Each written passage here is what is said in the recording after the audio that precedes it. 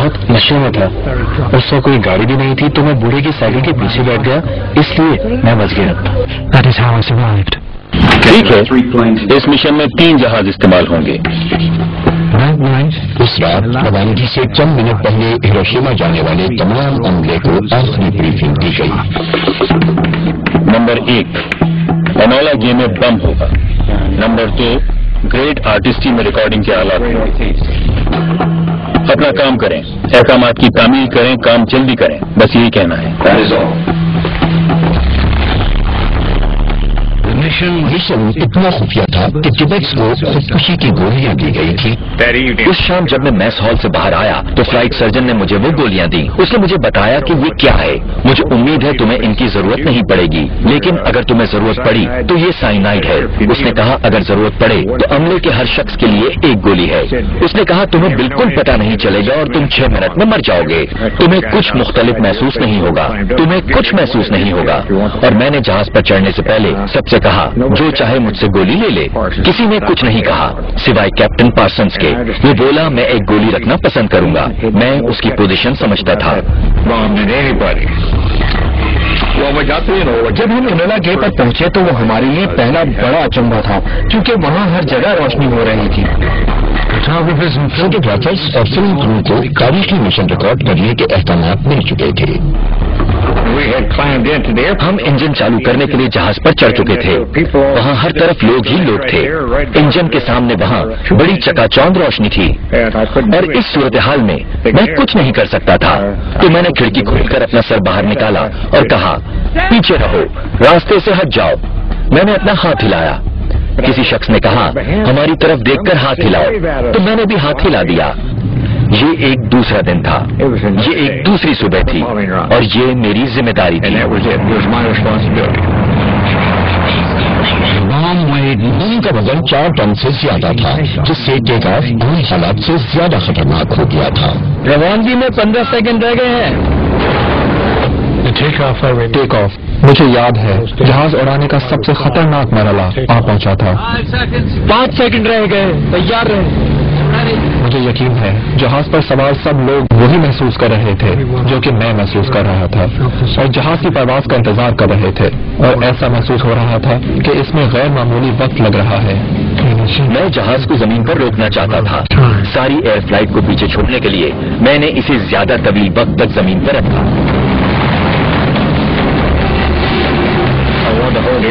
एक जहाज को 140-145 मील फी घंटा की रफ्तार से टेक ऑफ करते देखता। मैंने उसे 150 मील फी घंटा की रफ्तार तक जमीन पर रखा। उसने यॉक की तरफ हाथ बढ़ाया, उसे पीछे लाने की कोशिश की। इसे पीछे लाओ अभी। यॉक से अपना हाथ उठा लो, मैं ये जहाज उड़ा रहा हूँ। और उसने फौरन हाथ हटा लिया। टकराए।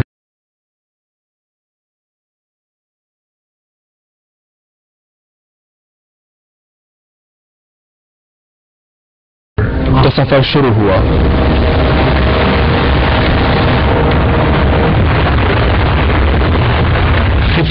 उड़ान भरने के 15 मिनट बाद जहाज अब भी निचली परवाज पर था। पार्सन्स बम जोड़ने के लिए तैयार था। हम शुरू कर रहे हैं।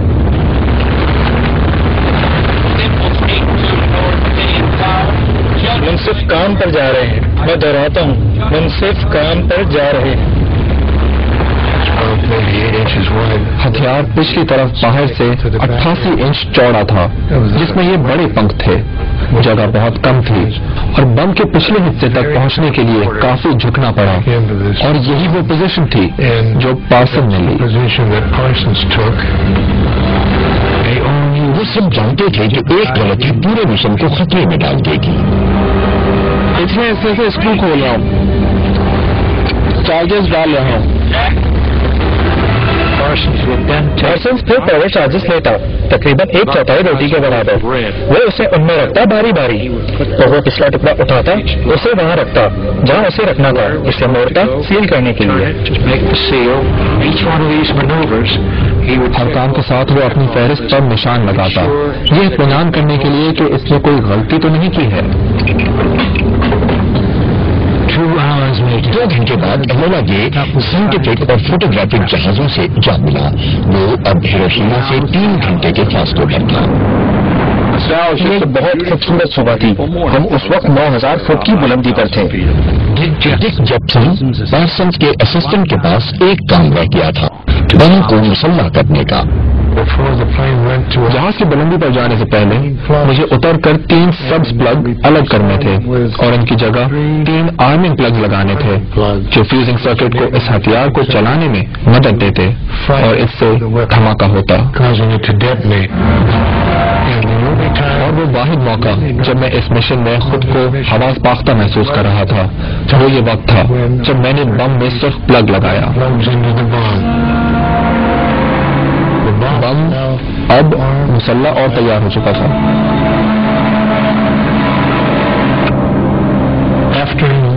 ان سب چیزوں کو ان کی جگہ پر رکھنے کے بعد میں نے سکون کا سانس لیا کیونکہ اس سارے عمل میں کچھ بھی نہیں ہوا تھا. واقعتاً پلگز کو تبدیل کرتے ہوئے یا ان پلگز کی سوئچنگ کرتے ہوئے میں وہ آخری شخص بن گیا تھا جس نے اس بم کو چھوا تھا.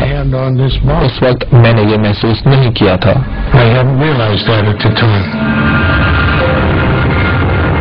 ہم 30,000 فٹ کی بلندی پر ہیں. انولا گے سے آگے ایک اور B-29 موسم کی جانچ کرنے کے لیے ہیروشیما پر پہلے ہی پرواز کر رہا تھا. اس نے ہوشیار کر دیا. فضائی حملے کا انتباہ ہو گیا. یہ اس طرح کا انتباہ تھا کہ حملے کا امکان ہے.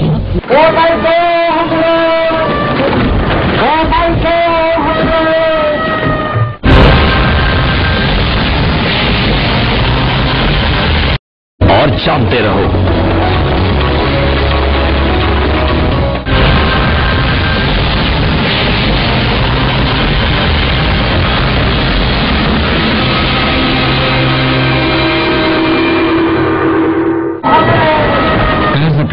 جب لوگ بنادہی میں فضائی حملے کے منتظر تھے موسمیاتی طیارے نے خفیہ پیغام کے ذریعے انولا گے کو اپنی جانچ پڑتال سے آگاہ کیا. بادل 3 ٹنس کی بلندی پر چھائے ہوئے ہیں. موسمیاتی طیارہ اب وہاں سے ہٹ گیا. ایک لمحے کے لیے ایسا لگ رہا تھا کہ خطرہ ٹل چکا ہے. تقریباً 30 منٹ بعد انہوں نے امن کا اشارہ دیا.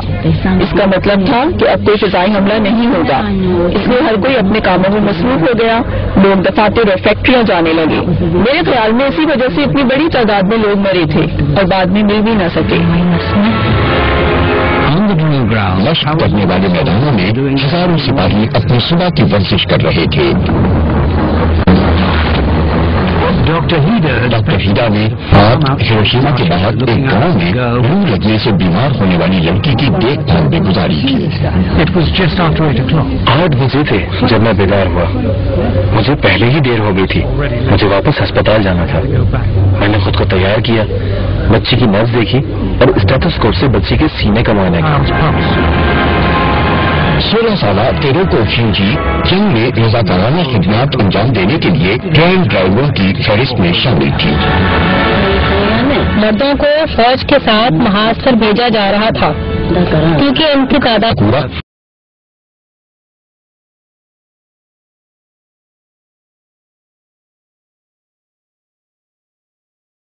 اور اس کی دوست مرکزی ہیروشیما کے بینک میں پہنچنے والے پہلے لوگ تھے. ٹی کی شکل کے اس خاص پل سے صرف 260 میٹر کے فاصلے پر. بینک میں نے حاضری کی کتاب میں مہر لگائی.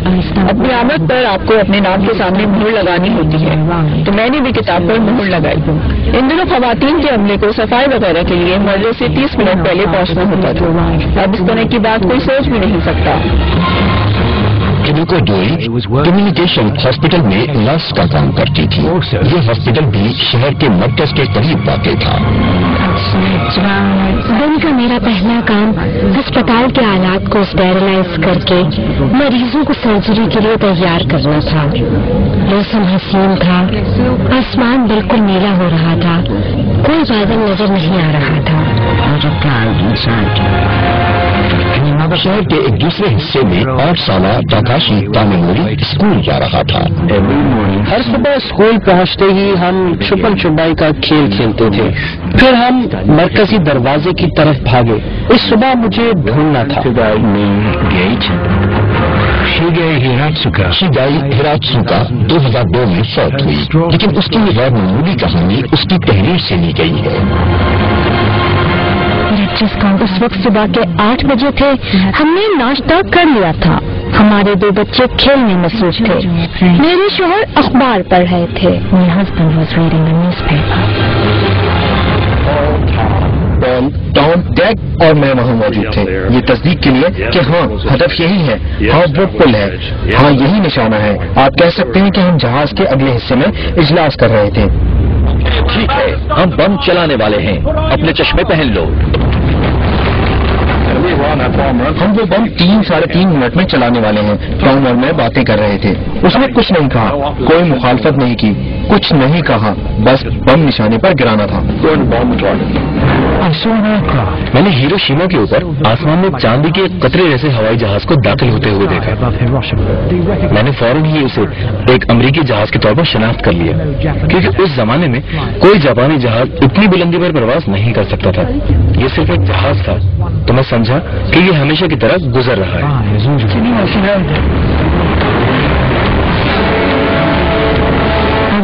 जब बम गिराया जा रहा था तो मैं मेज साफ कर रही थी।